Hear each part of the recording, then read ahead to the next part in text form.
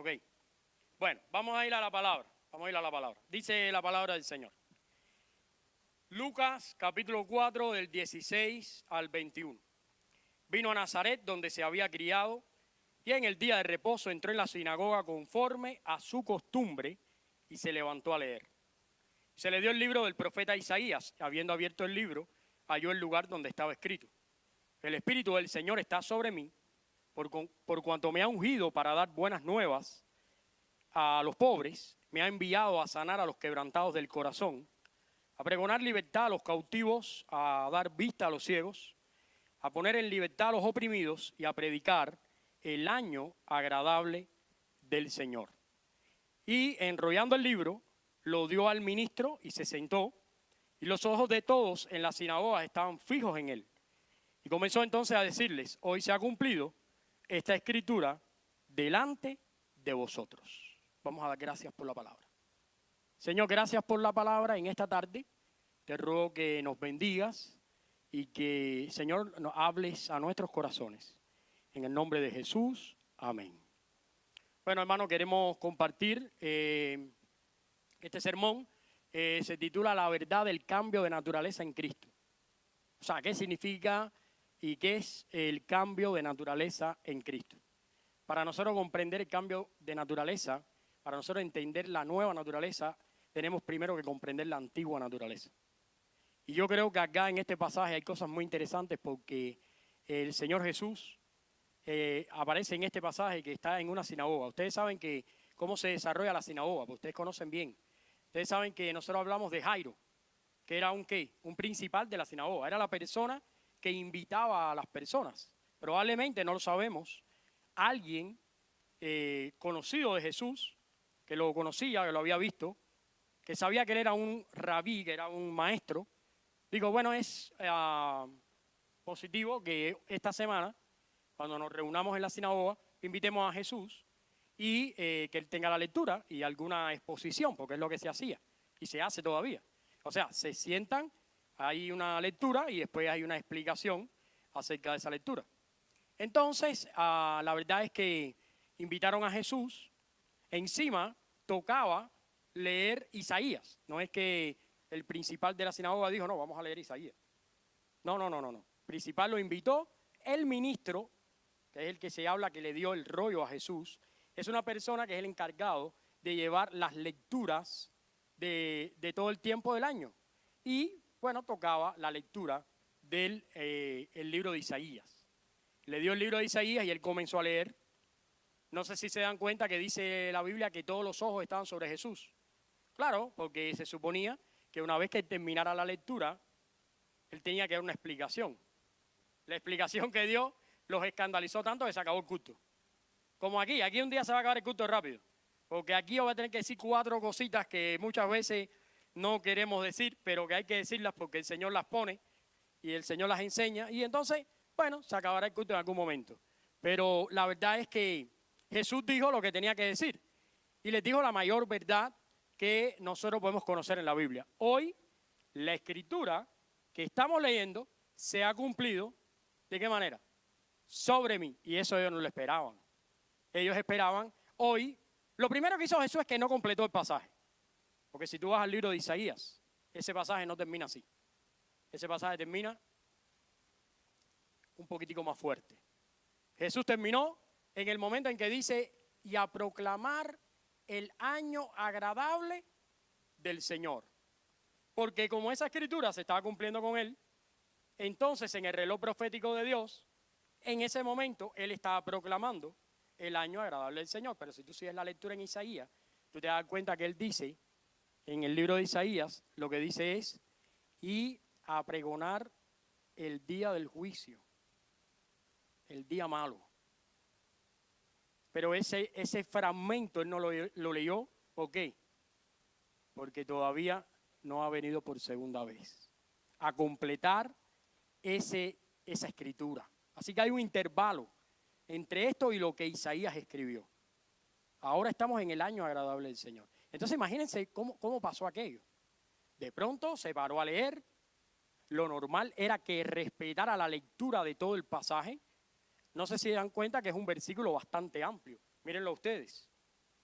versículo 18, bastante amplio. Tiene varias estrofas. Y seguramente que los oyentes estaban, ustedes saben que una de las cosas que hacían los hebreos, que les encantaba hacer los hebreos, es que ellos memorizan la escritura. De hecho, a la edad de 12 años, memorizaban la escritura. Yo tuve compañeros en el seminario. Tuve una muchacha, compañera del seminario, era de otro año. Cuando yo entré, ella estaba terminando. Ella podía recitar de memoria el libro de Jonás completo. Así, completo, lo podía recitar de memoria. Y tuve varias amistades en el seminario que podían recitar libros de la Biblia completo de memoria. Tenía una memoria tremenda, retentiva. ¿Cómo se llama? Dalgi se llamaba ella, ¿no? La esposa de Michelle. Sí, ella podía recitar, aparte de otras cosas, el libro de Jonás completo. Es una cosa maravillosa. Y yo creo que eso era un poco lo que le enseñaban a los judíos. Ellos, a la edad de 12 años, participaban ya de extensas lecturas y habían memorizado pasajes tremendos. Yo recuerdo que eso nos inspiró a nosotros para enseñarle pasajes bíblicos a Josué. Y Josué era chiquitico y en la iglesia que yo pastoreaba había una competencia de quienes se sabían más versículos bíblicos.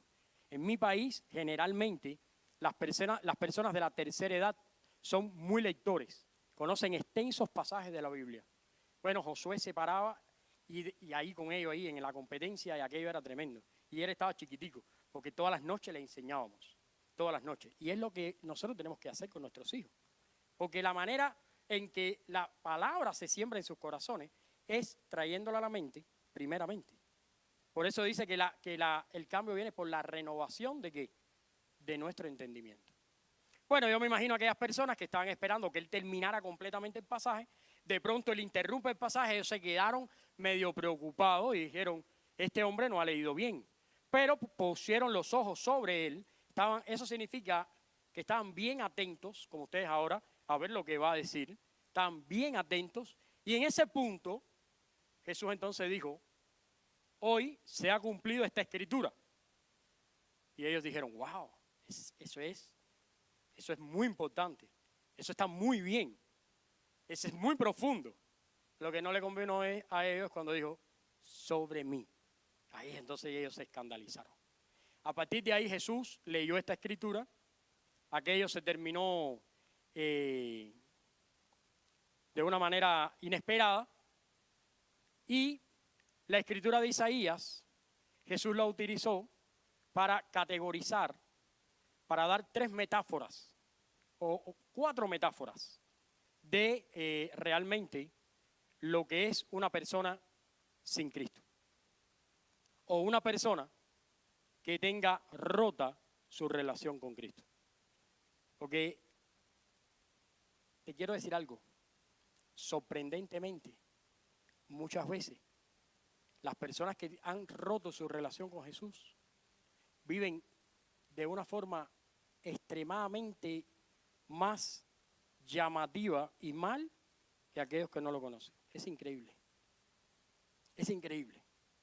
Bueno, Jesús usó eso. Por eso yo les traigo esta enseñanza. El Evangelio transforma mi vida a una nueva criatura según Dios. Porque lo que Jesús está relatando acá es el Evangelio. La verdad, el ministerio de Él, la transformación que Él va a hacer en la gente. Fíjense cómo dice, el Espíritu del Señor está sobre mí, me ha ungido para. Y ahí empieza a decir algunas cosas que va a hacer. Lo primero, dar buenas nuevas. Después, libertad, perdón, vista, una serie de cosas. Y de esa manera categoriza lo que es una vida sin Cristo. Lo más triste es que muchas veces la gente no se da cuenta que esto habla de su propia condición. Y de hecho, en esa sinagoga, todos los que estaban ahí, que no creían en Jesús, que no creían que era el Mesías, estaban bajo un sistema religioso, estaban dentro de un edificio religioso, tenían en su mano instrumentos de religión, tenían algunos vestimentas, tenían filacterias, que eran unas cajitas con pasajes del Antiguo Testamento, se ponían acá, se amarraban acá, tenían una serie de rituales que había que hacer, tenían una serie de conocimientos, pero la verdad no hay algo más cierto que lo que el pasaje dice, era la descripción de la vida de todas esas personas que estaban ahí. Y en el ministerio de Jesús se encontró con mucha gente que realmente necesitaba una transformación. Y yo sé que en tu vida te has encontrado con mucha gente que necesita una transformación. Hay 4 metáforas que quiero mostrar. Bueno, 4 categorías que describen a un pecador. La dimensión espiritual de la obra transformadora de Cristo la podemos ver a través de 4 categorías que describen a un pecador. Y es posible que tú y yo nos encontremos en una de esas categorías. A lo mejor no en todas, pero quizás en algunas. La primera categoría dice, Cristo trae verdadera riqueza, ¿qué cosa? Espiritual. Fíjense cómo comienza diciendo, el Espíritu del Señor está sobre mí, me ha ungido para dar buenas nuevas, ¿a quién? A los pobres. ¿Ven? Buenas nuevas a los pobres. Esto es interesante porque esta es una palabra que a simple vista, cuando uno la mira, uno se puede llevar una idea equivocada. Acá es un pasaje que ha sido muy usado cuando se habla de evangelio de la prosperidad para decirle a las personas, ven a la fe que Cristo va a liquidar tus deudas, Cristo va a cambiar tu posición económica, Cristo va a hacer todo. Y hacen una apología en referencia a la vida física de este mundo. Pero realmente acá Jesús no le está hablando a pobres físicamente, hablando, sino que está hablando de pobres espirituales. ¿Y por qué lo sabemos? Bueno, porque la palabra que está usando es una palabra interesante en el idioma en que se escribe la Biblia. Esta palabra pobre significa alguien que está reducido. Mira, en el idioma griego hay muchos términos, pero generalmente Jesús usa 2 para hablar de los pobres. Usa un término, que te lo puedo mencionar, pero es un nombre raro y no quiero complicarlo. Pero ese término lo que significa es que alguien tiene pobreza. ¿Ves? Hay gente pobre, gente que no nada en riqueza, pero es simplemente pobre. Y cuando ves a alguien pobre, por ejemplo, estamos queriendo decir personas de la clase mínima. ¿Ves? Viven con lo justo, quizás pasan algún tipo de trabajo para terminar su mes. Son personas pobres, no se pueden permitir ciertos lujos. Pero hay otra palabra, que es la palabra que está usando acá, que es una palabra que lo que implica es que la persona está reducida, que la persona está como encogida. Es la palabra con la cual se señalaba a personas que estaban en el camino mendigando. ¿Sabe cuál era la manera en que mendigaban? Les voy a explicar. Cuando en Israel, en esos tiempos, no sé ahora, que todo ha cambiado, pero en esos tiempos, las personas iban rumbo al templo, encontraban muchos pobres en el camino. Y este tipo de pobre tenía una característica. Ellos estaban tirados al piso, extendían una mano para recibir y con la otra mano se tapaban la cara. Porque ellos tenían pena, ellos tenían vergüenza, ellos estaban afectados por esa condición en la que ellos estaban.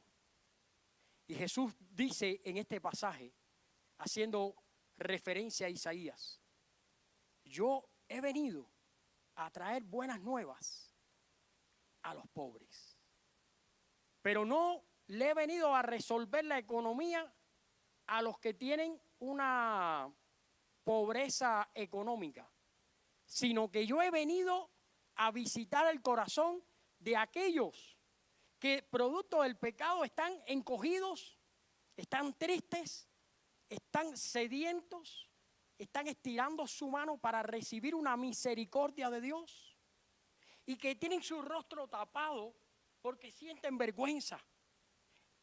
Pero taparse el rostro era el símbolo de la vergüenza que sentía. A diferencia de mucha gente cristiana hoy que no tiene vergüenza en la cara. Por eso digo que algún día se va a acabar el culto temprano. Sí, porque hay gente que no tiene vergüenza, que anda por la vida sinvergüenciando.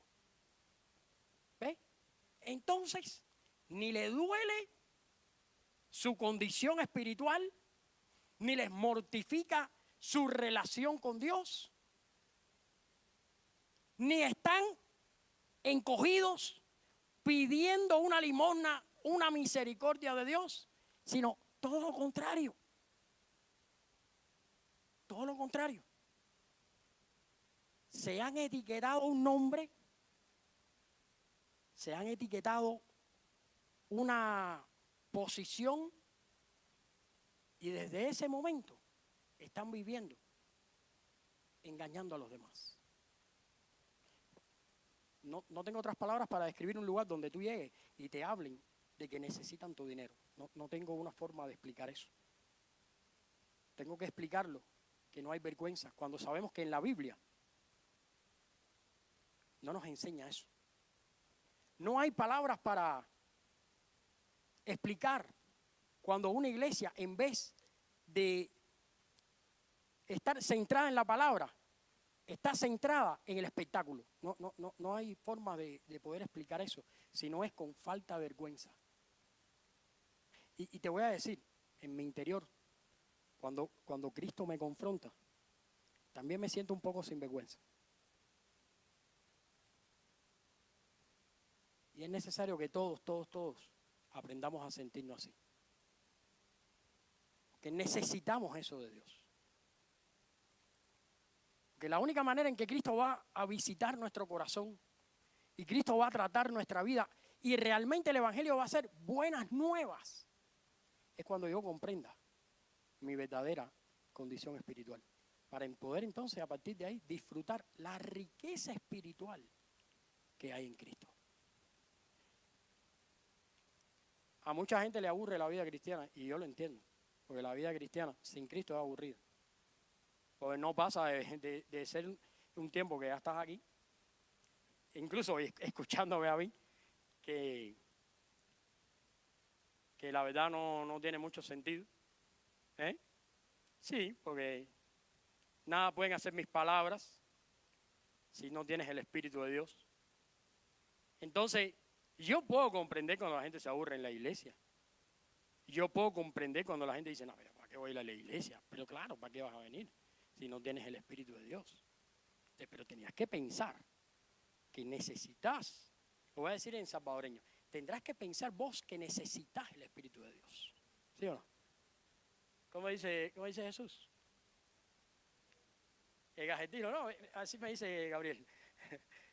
El argentino te hubiera movido la mano así. Necesitas el Espíritu, bro. Necesitas el Espíritu. Los argentinos lo que hacen, ¿hay argentino aquí? Ok, puedo hablar. Los argentinos copian a los italianos. Los italianos te hablan de dice, pero ¿cómo dices esas cosas? ¿No? Entonces, Jesús estaba allí y lo primero que le dijo a esas personas es, necesitamos entender en qué punto estamos viviendo nuestra vida espiritual. ¿Qué tipo de pobreza es la que nos está afectando? Hay gente que va a la iglesia porque quiere salir de la pobreza, pero no la espiritual. No la espiritual. Y hay gente que tiene tanta poca vergüenza que se para aquí y le dice a la gente, trae tu dinero para que Dios... Por ejemplo, vi hace poco a alguien, que no puedo mencionar el nombre porque nos van a demandar, que dijo, si usted no ha empezado a darle dinero al Señor en la iglesia, usted no ha traído su cheque, usted no ha abierto una cuenta de banco en el cielo. ¿Pero qué es eso? ¿Pero qué locura es esa? ¿Pero de dónde...? Y otro que dijo, no, el pecado de Adán y Eva era el pecado económico, que no le dio el dinero a Dios. Y también vi una señora que dijo, no, los de 1000 para acá y los de 500 para allá y lo que... Pero que falta de respeto. Es una locura. Y lo triste es que está lleno de personas. Y yo entiendo que tiene que estar lleno de personas, porque son personas que no se sienten mal con eso, a diferencia de nosotros que sí nos sentimos mal con eso. Ellos no se sienten mal, porque ¿sabes qué? Con $500 resuelven su problema. Imagínate qué cosa más bonita en un culto donde hay 1000 personas y tú te levantas con tu ropita esta de chofer de los turcos, te levantas, coges un cheque, llegas y delante de todo el mundo das un cheque y todo el mundo te aplaude y tú te vas hinchado, y la gente dice, tremenda fe. Y encima el predicador dice, esto sí es un testimonio. Y ese está acabado, ese está destruido, ese odia al hijo, ese destruye a su mujer, ese agaba con la suegra, ese agaba con los compañeros de trabajo, ese roba, ese se droga, se emborracha, ese hace de todo. Pero el domingo se libró de todas las cosas con un cheque. ¿Viste? No, eso no es lo que queremos en una iglesia. Por eso es que yo hablo de esta forma. Eso no es lo que queremos en una iglesia. Eso no es riqueza. La verdadera riqueza espiritual, la cual Dios nos ha concedido a través del Evangelio, es la riqueza que viene con la transformación. Y te voy a decir, hasta que no haya transformación, no hay nada. Porque la vida espiritual comienza con la transformación. ¿Y sabes dónde se ve la transformación? En el interior, no afuera.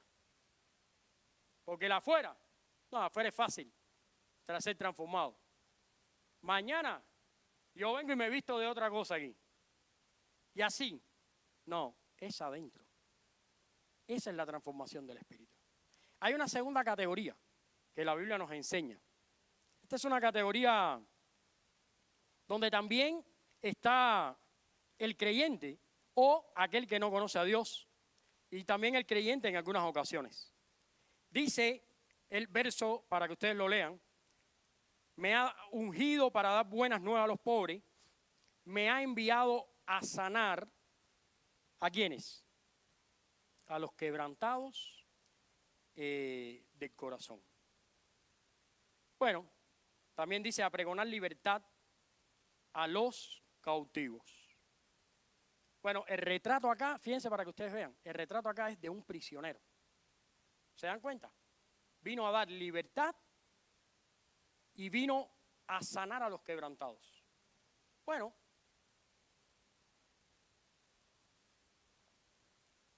Cristo trae perdón absoluto a su pueblo.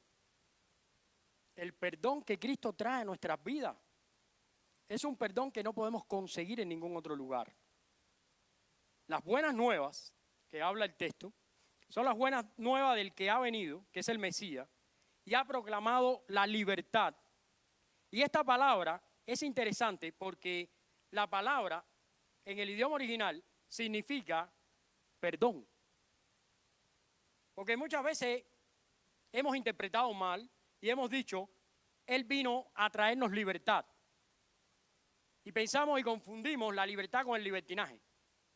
Y empezamos a vivir en nuestra libertad inventada, fabricada por nosotros mismos. Y nos damos la libertad de vivir como queremos. Cuando en realidad el texto de lo que está hablando es que Él vino a sanar a los quebrantados y a perdonar a los prisioneros. Ahora, el estado más triste es el estado de aquel que está prisionero, pero que no se da cuenta. Ese es un estado tristísimo. Cuando yo criaba palomas, yo tenía palomas que venían importadas. Angelito sabe lo que estoy hablando. Son palomas que venían de España. Venían de España, pagaban no sé cuánto, las llevaban a un criadero. Ellas tenían ahí 8 o 10 puestas de huevo y cuando ya estaban ya se las vendían a los demás. Y hay veces yo compraba esas palomas y decía, bueno, por lo menos 1 o 2 puestas de huevo cojo yo y algún pichón así hermoso. Pero, ¿qué es lo que pasaba con esas palomas? Que esas palomas tú las podías soltar arriba del techo. Eso no volaba para ninguna parte. ¿Tú sabes por qué? Porque la mentalidad de la paloma desde que nació, como ese animal era de mucha calidad en su raza, había estado encerrado siempre, había estado cautivo. Y entonces de pronto yo abría mi palomar y podía soltar 20 palomas y todas estaban caminando por el patio o dando brinquitos porque ellas no se concebían animales que podían volar, porque jamás lo hicieron cuando joven. En ningún momento ellos volaron. Entonces ellos no se concebían para eso. Cuando tú eres cristiano, una de las cosas que nosotros tenemos que entender es que el perdón absoluto nos ha liberado del yugo de esclavitud. Un yugo que nos ha sacado de las tinieblas a la luz. Porque lo más triste es que tú estés acá en la iglesia, que te estés congregando y continúes siendo un prisionero de Satanás. Continúes bajo un yugo de esclavitud de Satanás.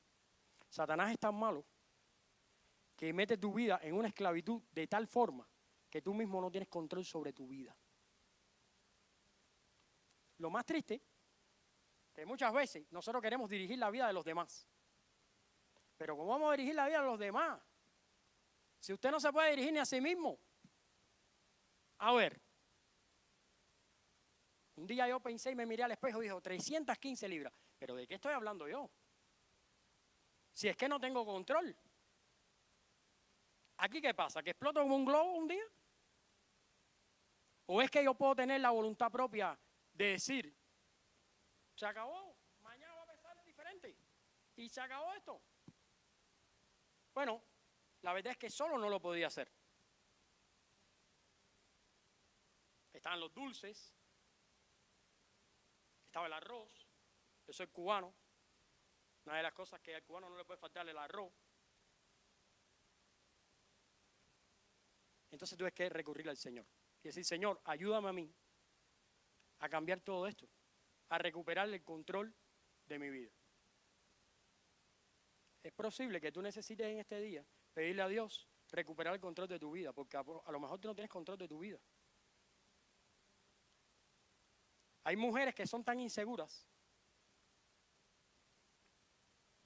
y tienen una falta de control tan grande en su vida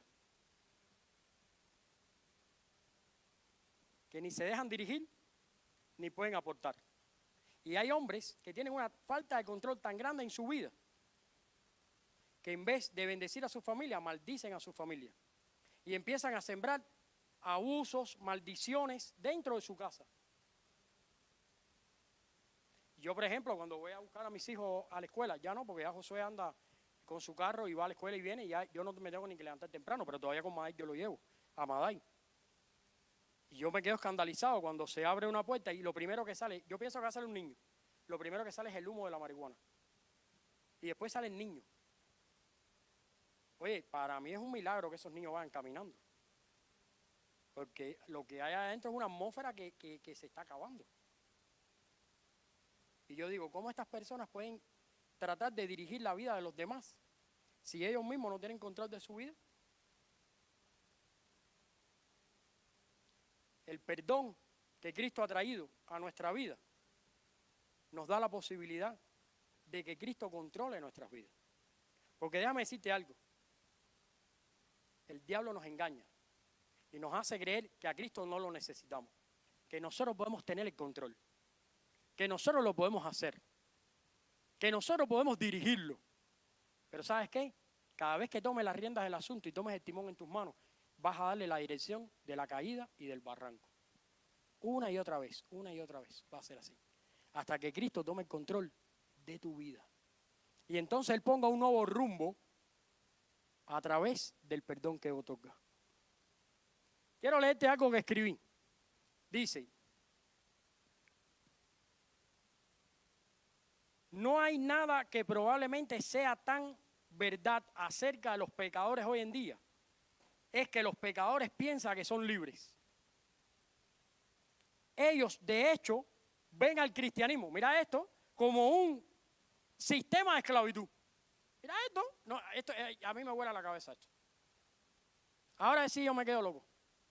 Porque entonces gente que está esclavizada por sustancias, por asquerosidades, por mil cosas, dice, no, ese es el pastor, imagínense, es un esclavo de la religión. Me hablan a mí y me preguntan, pero ¿qué se puede hacer y qué no se puede hacer en tu religión?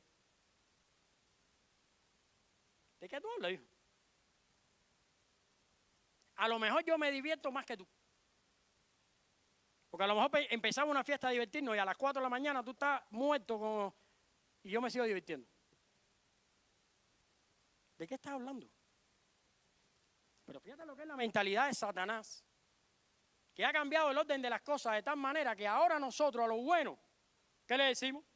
Malo. Y a lo malo le decimos bueno. Entonces, queremos buenas cosas, pero cuando vamos a la tienda, ¿qué le compramos a los hijos? No, le vamos a comprar, ¿qué cosa? No, le voy a comprar unas camisetas a mi hijo para que enseñe los brazos. Porque él está joven. Entonces, ¿qué es lo que pasa en la escuela? Que le quieren morder un brazo. Y se puede poner bravo. Y tengo que decirle, hijo, pero tú estás enseñando los brazos, papá. ¿Qué piensas tú? Entonces, no dirigimos a nuestra familia.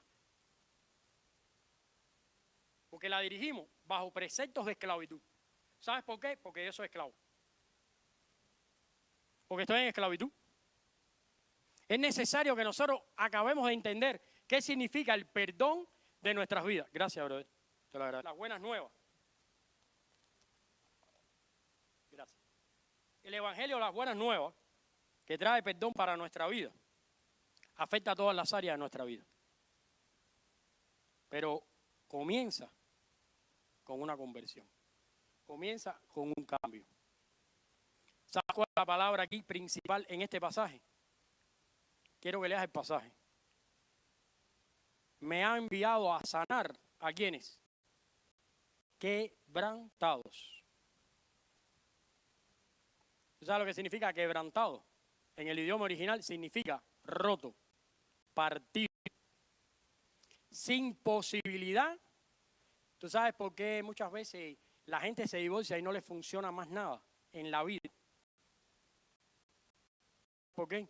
Porque mira, cuando tú te casas con una persona, tú te conviertes en una sola carne con ella. Eres una pieza con ella. ¿Viste? Cuando se rompe esa unión, de la parte de allá quedan astillas.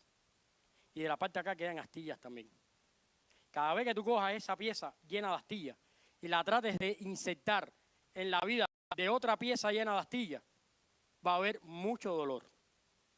Solo el Señor puede limar ambas partes y unir de nuevo y hacer una sola pieza. Fíjate para que tú veas.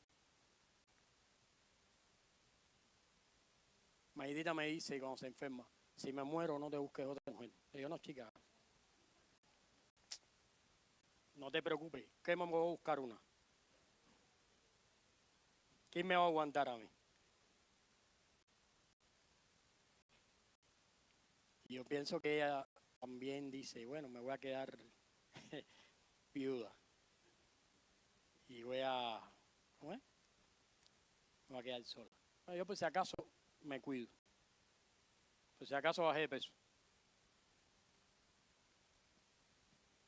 Lo cierto es que hay 22 años entre nosotros, ¿sí o no? 22. Si nosotros rompemos esto, te van a quedar astillas. Y a mí también. Y cada vez que yo me arrime a otra pieza, es muy probable que duela, que la lastime. Y cuando se me arríen a mí, me lastiman. Entonces hay que tener mucho cuidado con eso. Porque hay mucha gente hoy en día inventando cosas. Acércate a tu familia y quédate ahí tranquilito. Y dedícate a sembrar las bendiciones de la próxima generación. Cristo trae perdón absoluto a su pueblo. Hay una tercera categoría, te la quiero mostrar. Cristo trae una nueva mirada al mundo, porque fíjate que dice, vino a dar vista ¿a quién? A los ciegos. Te quiero mencionar algunos pasajes interesantes para demostrarte que la ceguera que está hablando acá es una ceguera espiritual. Dice en la Biblia en Salmo 82:5, no saben, no entienden, andan en tinieblas. Jeremías 5:21, oíd ahora esto, pueblo necio y sin corazón, que tienen ojos que no ven, que tienen oídos que no oyen. Este es el estado de las personas que se alejan de Dios. Tienen ojos, y no ven. Tienen oído y no oyen. Es así. Como yo les decía hace varios días atrás, ¿sabe cuál es lo más difícil en la vida cristiana?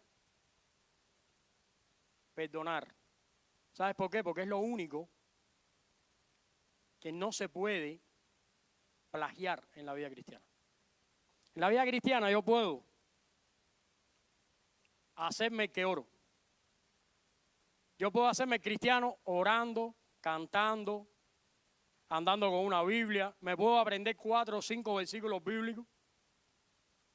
Me puedo dedicar a postear cosas ahí en las redes cristianas.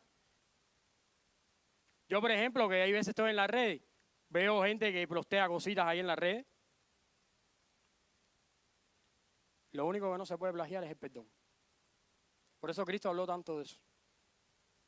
¿Sabes por qué? Porque para poder perdonar, el perdón es en el corazón.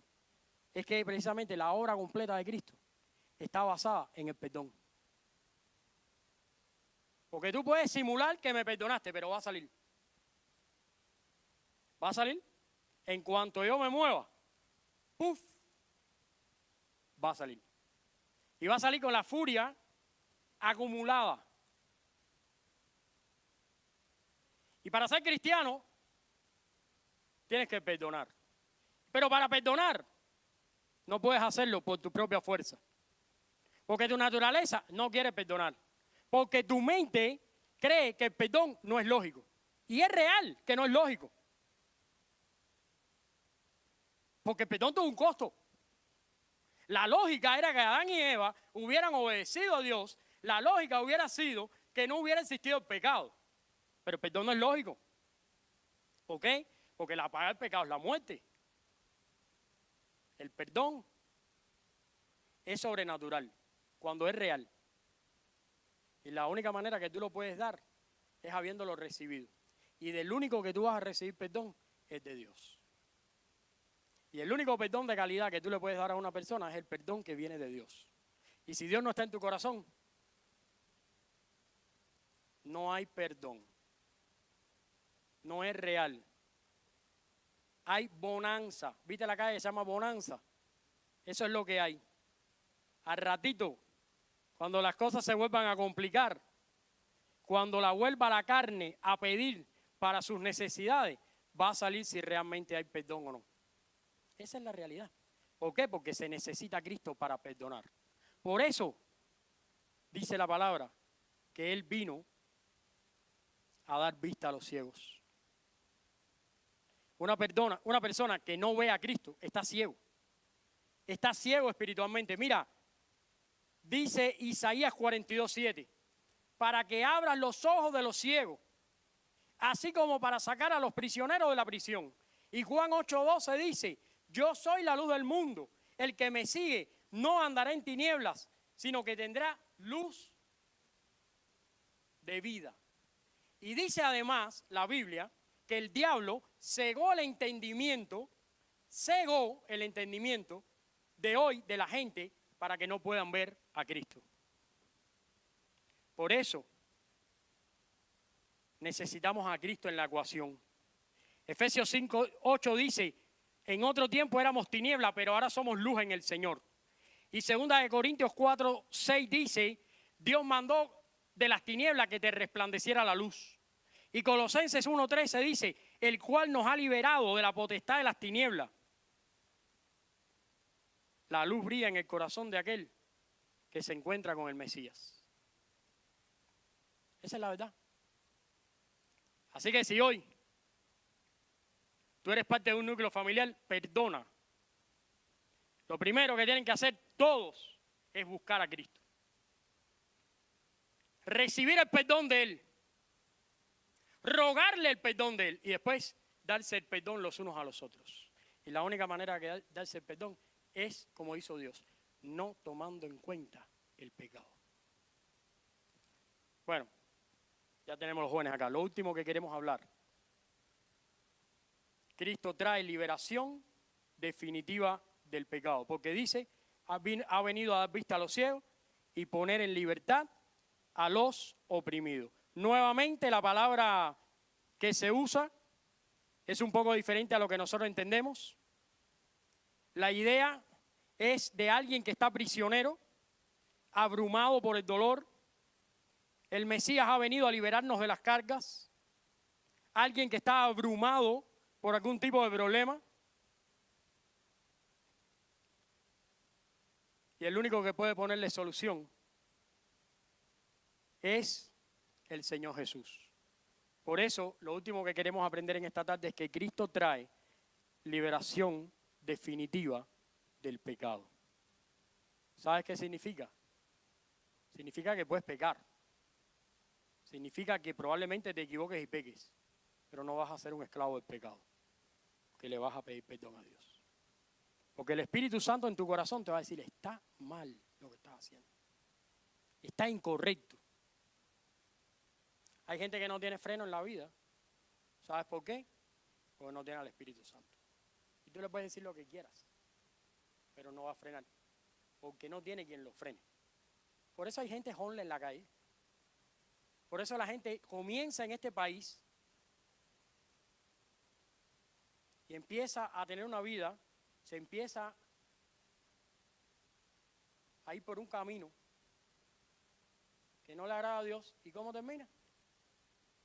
Tejón en las calles, esclavizado por el pecado y destruido en su vida.